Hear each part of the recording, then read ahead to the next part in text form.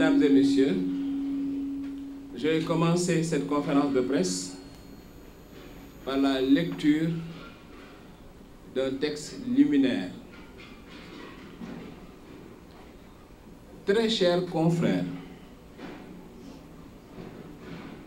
je voulais,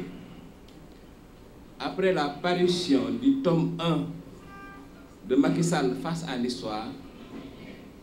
regagner mon trou pour me plonger dans la rédaction du tome 2. Un tissu de mensonges et de falsifications sciemment tissé m'en a empêché. Des fake news fabriqués par une redoutable machine de désinformation inquiètent mes amis et proches au Sénégal et à l'étranger, alors que Dieu merci, il ne se passe rien de tout le scénario catastrophe qui a été présenté. Je me devais donc de me soumettre au présent exercice de clarification.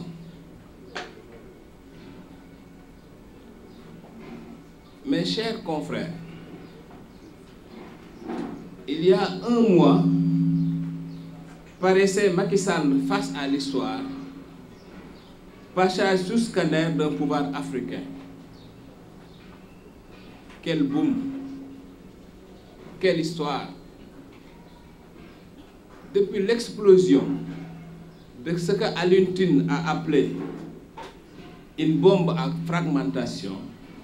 je vous informe, chers confrères, que la gendarmerie nationale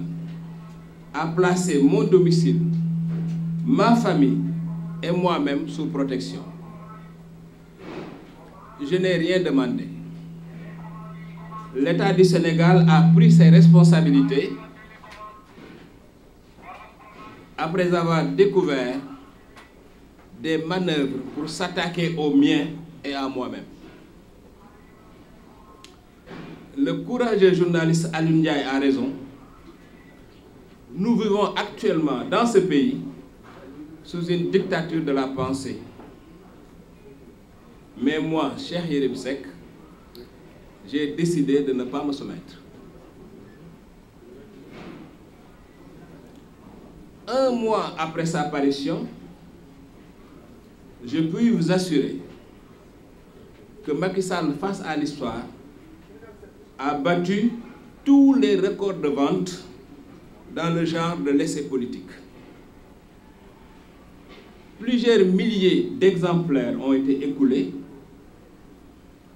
en dépit du sabotage commercial qui a consisté pour un kidam identifié à Paris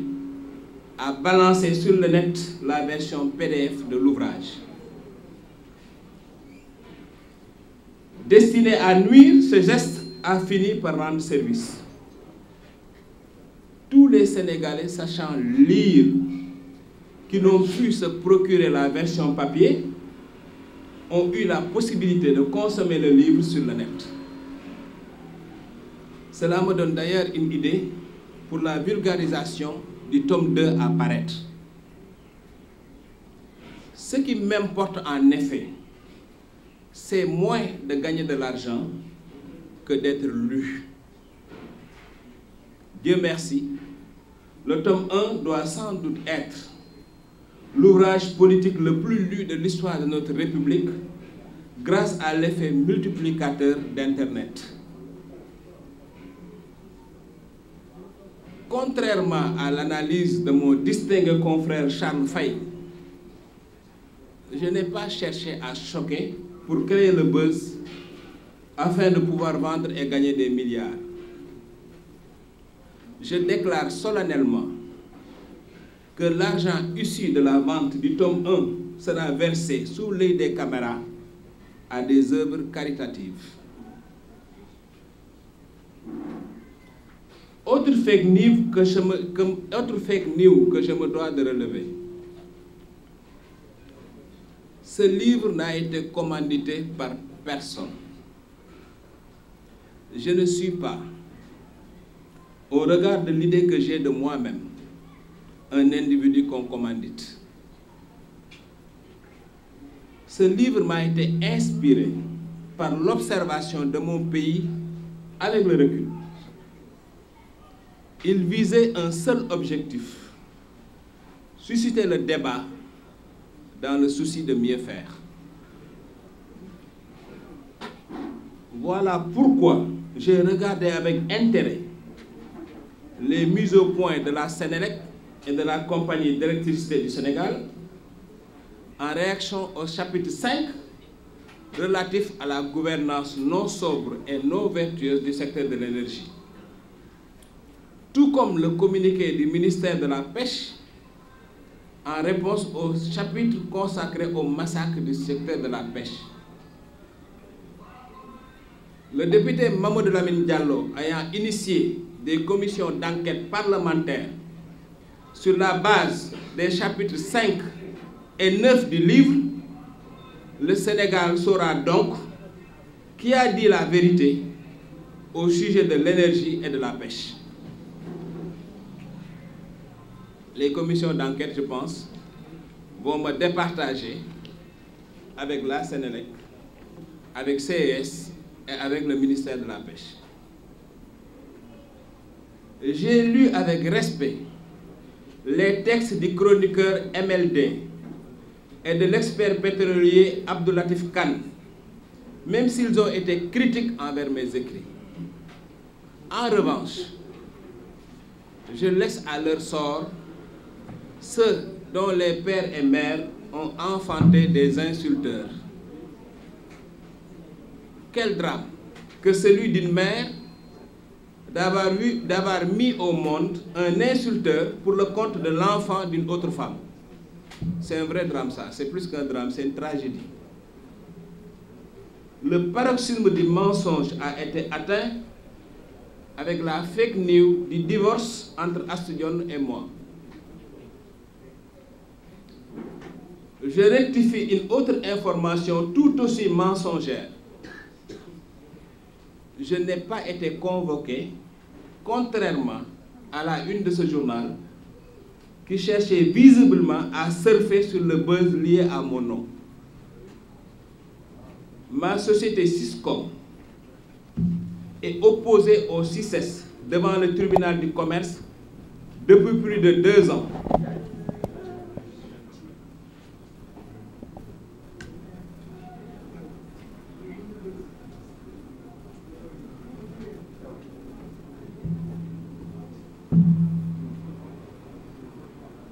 Je rectifie une autre information tout aussi mensongère.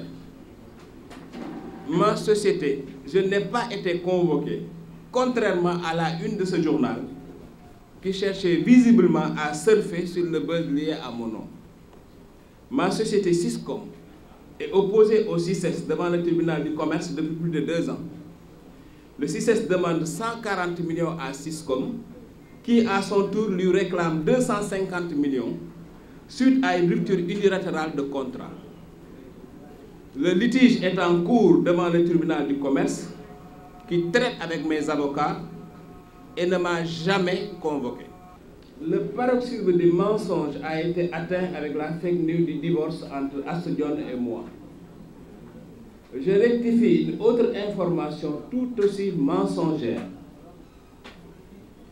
Je n'ai pas été convoqué, contrairement à la une de ce journal qui cherchait visiblement à surfer sur le buzz lié à mon nom. Ma société Siscom est opposée au CICES devant le tribunal du commerce depuis plus de 2 ans. Le CICES demande 140 millions à Siscom qui, à son tour, lui réclame 250 millions suite à une rupture unilatérale de contrat. Le litige est en cours devant le tribunal du commerce qui traite avec mes avocats et ne m'a jamais convoqué. Comme presque tous les dirigeants d'entreprises de ce pays, j'ai des dossiers devant la justice commerciale. C'est dans l'ordre normal des choses. À propos des perspectives éditoriales,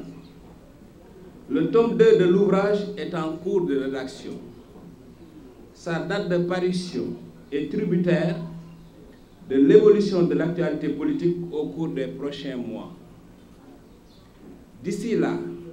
une série de 50 épisodes tirés du livre va être diffusée en français sur une chaîne de télévision internationale et en wolof sur une chaîne locale. Chers confrères, je vous livre à présent mon analyse de la situation actuelle du pays.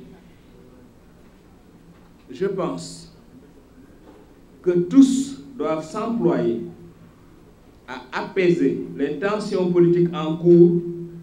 pour sauvegarder la stabilité du Sénégal. La plainte de Mame Mbaye Niang peut être réglée par un accord entre ses avocats et ceux d'Ousmane Sonko autour d'un texte de démenti, de précision, de rectification ou de mise au point. Cette affaire n'en est pas vraiment une. Dans une démocratie d'opinion comme le Sénégal, on ne doit pas répondre à des idées par des plaintes. On doit aux 14 Sénégalais qui ont perdu la vie de faire toute la lumière sur le litige opposant Adji Sarr à Ousmane Sonko. Cette affaire doit être tranchée dans le strict respect du droit, loin de tout souci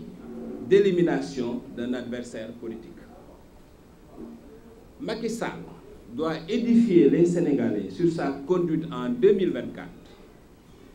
pour désamorcer la tension liée à la fixation sur cette échéance électorale.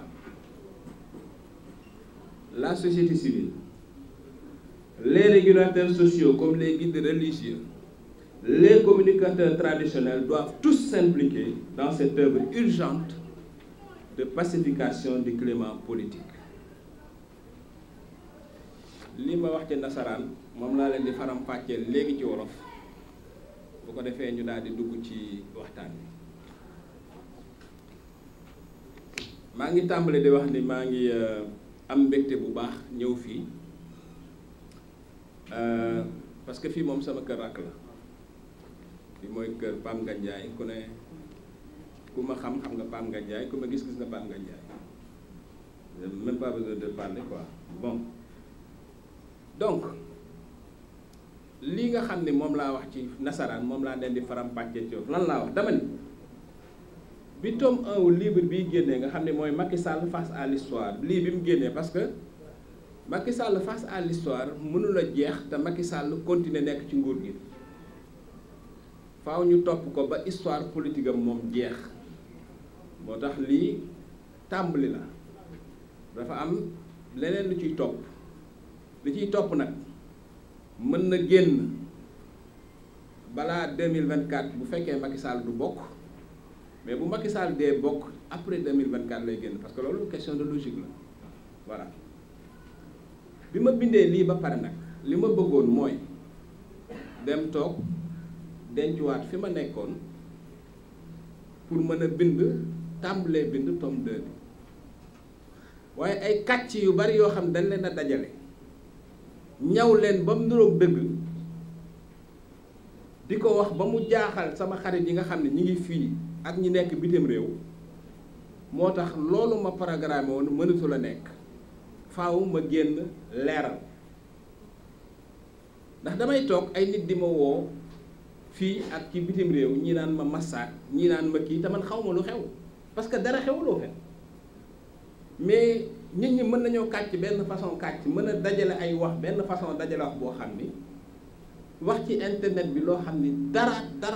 taxawru ci dara laalu ci lépp ay kàcc léegi nag comme ñi nga xam ni àdduna nag moom ku am ñu lay saaga am na ñu la bëgg comme ñi ma bëgg aussi ñi ngi jaaxle faaw il fallait ma ñëw leeral wax nit ñi lan moo xew. maa ngi sant yàlla bu baax dara xewul li xew mooy ñuy yor seeni plume ak di wax li ñuy wax dara du ci dëgg dara taxawu ci dara laalawu ci. benn livre bi mu génnee Alioune Tine daf ni livre bi bombe à fragmentation loolu bu ñu ko doon wax ci lox mooy bomb la boo xam ne bu dalee maanaam tës yi dafay am day maanaam day toj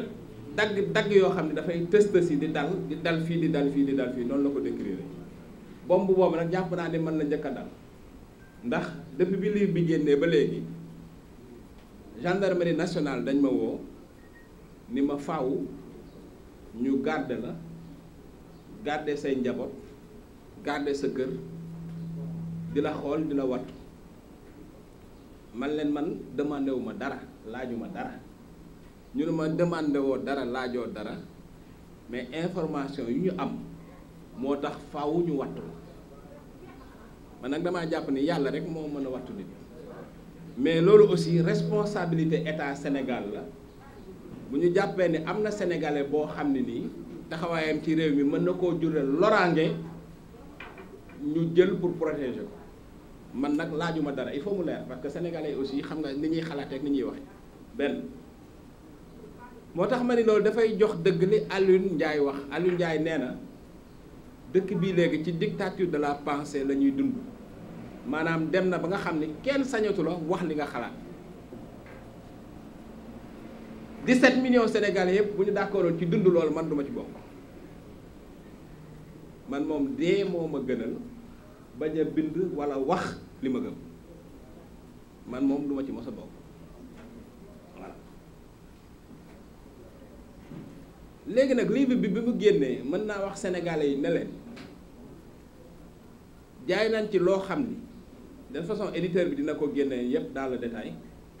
c'est que livre bi 1 mois lay soog a am te sur 3 mois la ñuy joxe ay chiffres mais jaay nañ ci loo xam ni jàpp naa ni mosuñu koo jaay ci livre fii ci Sénégal bu jëm ci essai politique xëy na nag moom publicité boobu bi wax ji indi moo ko waral te loolu tax na ku mel ni Charles Faye nga xam ne sama xarit la di sama naataango dama ko dégg muy analyser mu ni Cheikh Yérim Seck dafa choqué pour def buzz pour mën a jaay pour am ay milliards ma xamal Sénégalais yépp ni leen ñaanuma yàlla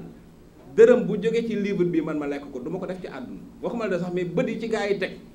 ak li ma ci bind ak li ma ci liir lépp xalaatuma lekk ko même du loolu sax dama ko narul woon dinaa woo caméra yépp ngeen ñëw xaalis bu ci jóge ñu jënde ko loo xam ne néew ji doole yi Sénégal dañ koy soxla ñu jox leen ko parce que boo ko deful dañ naan non daf ko wax noonu pour effet d'annonce dama ni bu ñuy yóbboo li ñuy jëndee xaalis bi recettes yi danañ ko publier wax ni tel nombre de livres lañ jaay xaalis bi moo ci génn lii lañ ci jënd tel endroit lañ koy yóbbu dañuy woo caméra at ñu filmer ko bañ xam ni tappale tax ñoo jóg ci loolu benn te loolu teewul margen liñ jaay yépp teewul nit ñi dañu organiser woon benn sabotage commercial maanaam livre bi commencé rek ñu jël PDF bi ki ko def dem nañ ba identifier ko Paris la dëkk topp nañ ordinateur am topp nañ téléphone am ba identifier ko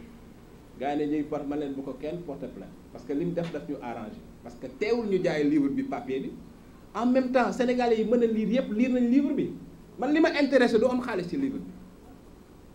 bi nit ñi lire ma moo ma gënal fuuf te effet internet bi jàpp naa ni sénégalais bu mën a lire rek lire nga livre bi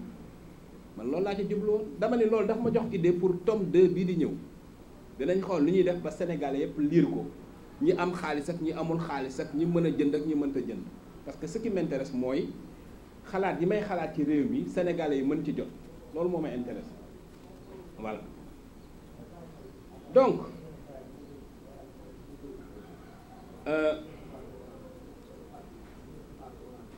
livre bi nag dafa ñëw ñu wax ci wax yu bari par exemple dégg naa ñu bari ni livre bi dañ ko commandité man nag jàpp naa ni mënumaa juddoo ci réew mi commandité mooy maanaam daal man nit ku tekkiwul dara laa koo xam ni nit a ma woo daal teg ma fenn ne ma daal Cheikh Yérim Seck yow bindal lii bindal lii bindal lii quoi mais boobu xeetu yabaate mooy lan quoi man askan nit ñi dañoo gis sama kanam gii ñàkk fayda ku tax nit war a taxaw ma attends man gis naa Bongo man gis naa Mandela man gis naa ku ne ci àdduna c'est-à-dire kan moo sañ a taxaw Sénégal man Cheikh Yérim Seck naan ma bindal lii waxal lii xalaat mais c'est extraordinaire man daal jàpp naa ne man ni ma jàppee sama bopp ku ma xam ni ma jàppee sama bopp ak fi ma teg sama bopp man Cheikh Yérim Seck ak ni ma bëggee sama bopp yaakaar ne mënoo gëm ni man nit dina ma ne da ngay bind lii wala da ngay def lii yaakaaru ko vraiment. beneen bi ci topp mooy livre bi naka la ñëwee dama génn di tukki di xool Sénégal comme ni ma ko wax ci introduction bi ma demee Qatar di seetaani coupe du monde bi gis ni gaz bi ñu am moom la Sénégal am te Qatar mën na organiser tey coupe du monde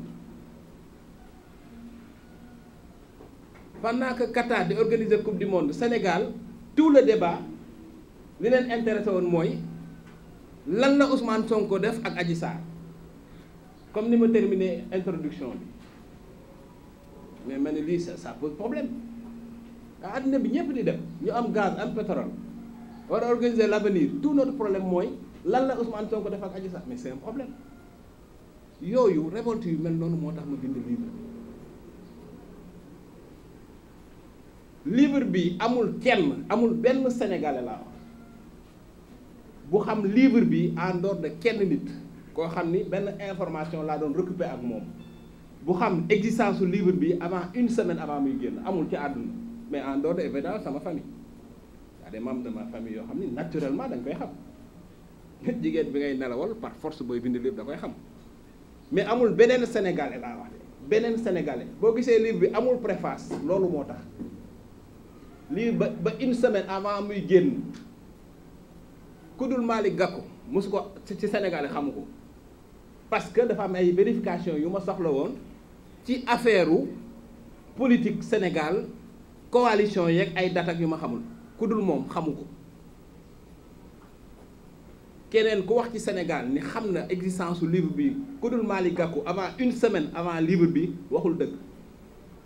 en dehors des membres de ma famille. Bon parce que yeneen yi soxlawu ma vérification parce que livre bi li ma bind yëpp ci document laa ko bindee mais coalition politique yi xam nga mag Malick Gakou comme dafa xam affaire te coalition yu bari moom moo ko defar am na yoo xam ne bi may bind le chapitre là sur Idrissa Seck mburoog sow bi ak bi may bind le chapitre sur la tâche de la troisième candidature il fallait me vérifier ay affaire ak moom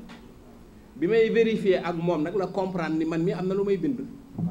mais en dehors de moom kenn ci Sénégal xamu ko képp ku wax ni xam na ko waxul dëgg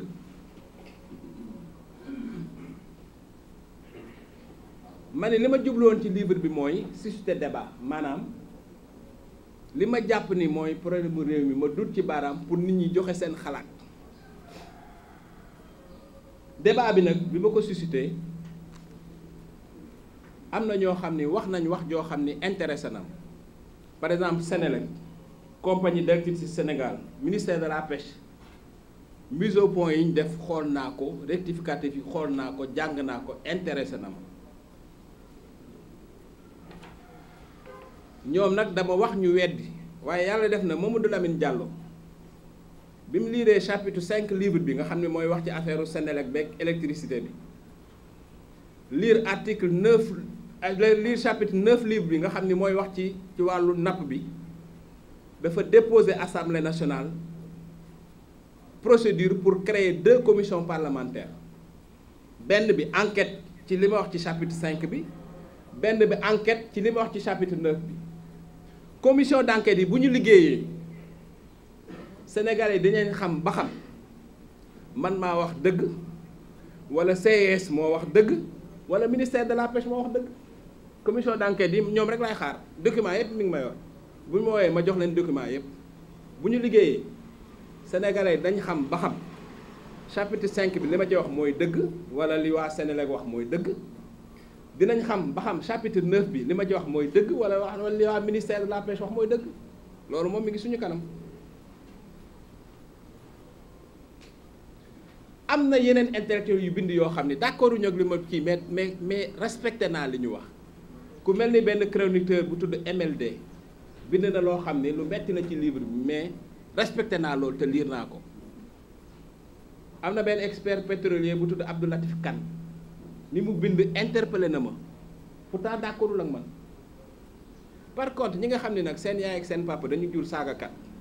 ñuy saaga ñooñu nañu mere seen yaay ak seen papa vraiment ñooñu moom nañuy saaga parce que man xaw ma nag ngay mën a juddoo cim réew jigéen jur la cim réew ngay saagaal keneen koo xam ne jigéen moo ko jur ci réew mi dans la même condition ni la jigéen jure loolu ku mu dal rek je pense que li la dal doy na sëkk quoi jaratu sax ñu lay jéem a kii quoi nit ku dem bay saagaal nit yow sa ambition sa àdduna mooy saagaal nit c'est extraordinaire donc ñiy saaga moom nañu continuer saaga sama yoon newul ci ñoom donc wax ji nag bari ay fen ay tappale gars yi wax ba ni man ak Astou Dione tas nañu sëy bi tas na muy fen wu rëy ñu waxaat yeneen affaire yu gën a garaaw toog benn journal xëy suba daal di titre ni man dañ ma convoqué ñëpp di woote ci àdduna bi lu la convoqué lan moo xew et cetera dossier boo xam ni ça fait 2 ans mi ngi ci devant le tribunal du commerce lan moo xew CICES dañu confié woon ñu SYSCOM ñu organiser foire de Dakar 2019 ñu organiser foire de Dakar je pense que foire bi ñu organiser kenn du ko fàtte pare beneen directeur ñëw daal di day rompre contrat bi mu rompre contrat bi ñu am contentieux CICES di ñu laaj 140 millions ñun SYSCOM ñu leen di laaj 250 millions procédure bi nekk devant le tribunal du commerce depuis 2 ans gars yi profité ci buzz livre bi ñëw ni man dañ ma convoqué tribunal du commerce convoqué wu ñu kenn avocat yi ñoo fay dem par exemple procédure ba mu commencé ba kenn mosuma convoqué sama avocat maître Mamadou Gueye Mbow mooy gérer dossier bi ñu xëy si ba ni Cheikh Yérim Seck convoqué pourquoi loolu wax 140 millions yi ñu CICES di laaj te waxul 250 millions yi ñuy laaj CICES xam nga loolu aussi gars yi nañu bàyyi façon liggéeyin boobu kenn sénégalais yi kenn convoqué wu ma dossier bi mi ngi tribunal du commerce te du dossier boobu rek laa fa am man dama am ay entreprise Sénégal boo amee entreprise Sénégal da ngay am ay dossier tribunal du commerce da ngay am dossier tribunal du travail ki bind lii amul sax weer ci ginnaaw amaan naa fa beneen contentieux bu gën a grave bii man ak CEDEAO boo xam ne xaalis bi ñu financé dernière saison un café avec bi CEDEAO def ni ma lii nga ma yore ma ne ko yoreelu ma la lii contentieux bi diree année ñu dem ba d'accord ci benn montant ñu signé accord devant le tribunal du commerce maître Mamadou Gomba signal ma ko accord boobu tribunal bi homologué ko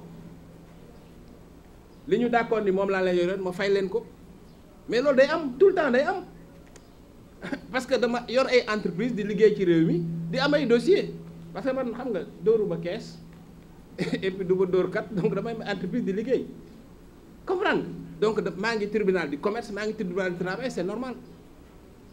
par exemple contentieux boobu ma ak CBAO moo gën a garaaw bi xaalis bi ñu doon ci wax bi ñu ci doon xëccoo moo ëpp doole li te chaque jour day am chaque jour dañuy am yeneen dossier c'est normal noonu la àdduna tëddee bon kon daal sénégalais yi kenn convoqué wu ma sama famille tasul saagakat yi nañu saaga ba ñun xamal lan moo xew sama dund damaa kontaan ci livre bi ni ñu ko jaayee damaa kontaan ci li ci war a génn war a jëm ci askanu Sénégal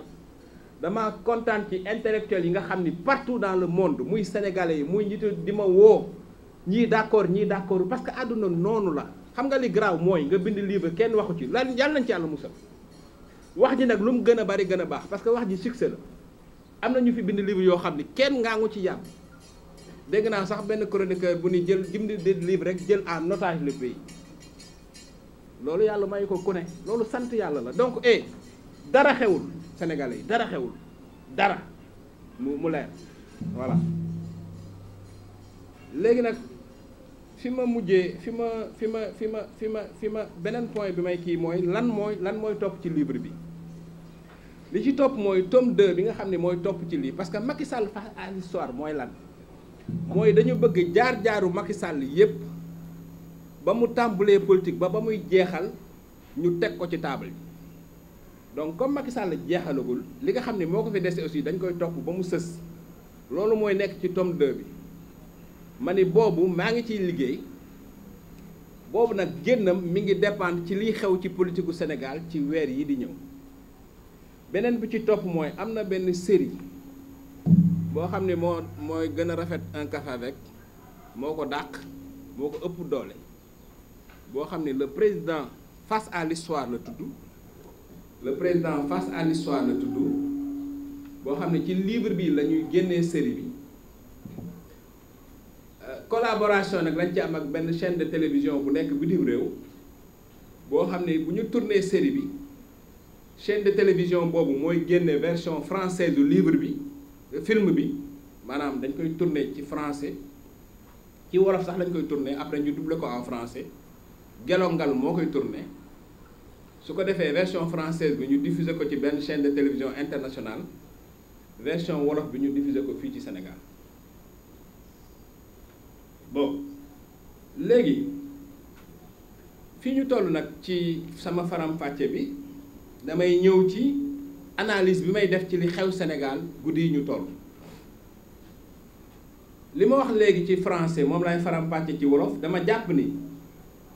Sénégal ñépp dañoo war a jóg tey manko pour indi jàmm ci réew mi dama jàpp ni plainte Mame Mbaye Niang bi mu def Ousmane Sonko mënees na ko régler ci waxtaan entre avocat Mame Mbaye Niang ak avocat Ousmane Sonko xam nga attends mais man boo demee tribunal de Paris par exemple nga nekk journaliste nga am nga ñu poursuivre par diffamation parce que dund naa ko yeneen journaliste bu dund fa bu dund à l'étranger dund nga ko mais doo dem ñu àtte leen àtte nit ak nit mooy li mujj àdduna bi dafa dépassé loolu tey boo demee tribunal ba pour diffamation dañ lay teg ki la fa indi na la kii nee na da nga ko diffamé mun la waaw ñun la yow est-ce que mën nga def démenti wala est-ce que mën nga démenti mooy nga ni li ma defoon li ma waxoon du dëgg wala est-ce que mën nga def rectificatif maanaam nga wax ni da nga juumoon li nga def da nga juumoon mais war nga ko mën a jënti wala nga wala ñu ni ki la indi foofu ñu ne est-ce que mën nga def mise au point maanaam est-ce que yow mën nga leeral partie boobu ngeen juboo ci benn texte bu ngeen di publier fañ ko waxe woon wala fañ ko bindee woon ñu publier ko foofu bu ngeen d'accord rek affaire bi jeex pourquoi Sénégal ñu jàpp ni lépp tribunal moo ko war a régler mais lépp tribunal du ko régler lépp tribunal du ko régler pour man problème mu Mame Mbaye Niang Ousmane Sonko lan moo koy régler avocat Mame Mbaye Niang nañ jël avocat Ousmane Sonko ñu toog